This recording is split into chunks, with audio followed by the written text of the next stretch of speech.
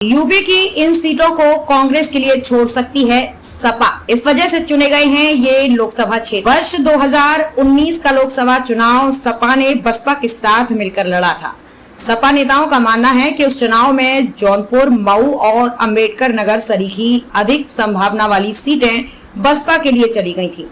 वर्ष 2019 में लोकसभा चुनाव सपा ने बसपा के साथ मिलकर लड़ा था। सपा नेताओं का मानना है कि उस चुनाव में जौनपुर, मऊ और अंबेडकर नगर सरीखी अधिक संभावना वाली सीटें बसपा के लिए चली गई थी।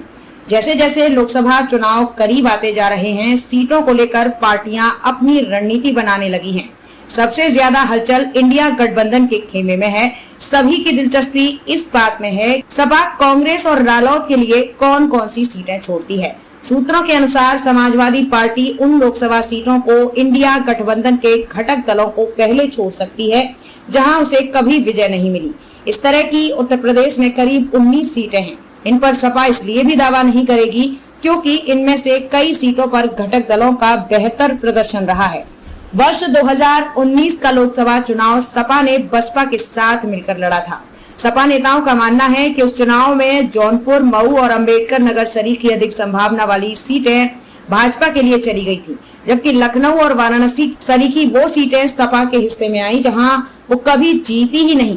इसलिए इस बार गठबंधन के तहत सपा उन सीटों को पहले देगी जहां उसे अपने जन्म से लेकर आज तक कभी सफलता नहीं मिली। सूत्रों के मुताबिक इस तरह की 19 सीटें चिन्हित की गई हैं। ये हैं बागपत, मेरठ, हाथरस, बरेली, कानपुर, पीलीभीत, धौरहरा, गोंडा, बस्ती, वाराणसी, सुल्तानपुर और लखनऊ। इसके अलावा अमेठी व रायबरेली में राजनीतिक भ्रष्टाचार के तहत सपा अपना प्रत्याशी नहीं उतारती रही है, क्योंकि यहां से गांधी परिवार के सदस्य चुनाव लड़ते हैं।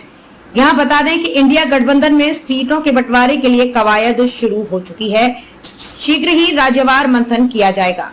कांग्रेस और सपा के बीच पिछले कुछ समय से सीटों को लेकर गर्मजोशी वाले बयान नहीं आ रहे हैं। सपा अध्यक्ष अखिलेश यादव कह चुके हैं कि इंडिया गठबंधन को सीटें देंगे, न कि उससे मांगेंगे। इसका मतलब ये साफ है कि यूपी सपा अपने अनुसार ही टिकट बांटने की बात कर रही है। दूसरी ओर कांग्रेस बसपा के साथ भी बातचीत कर रही है। सूत्रों के अनुसार मायावती और प्रियंका गांधी की इस मसले पर 1-2 बार मुलाकात हो चुकी है। इसके साथ साथ कांग्रेस के प्रदेश अध्यक्ष अजय राय ये बात कई बार दोहरा चुके हैं कि कांग्रेस सभी सीटों को लड़ने के हिसाब से तैयारी कर रही है।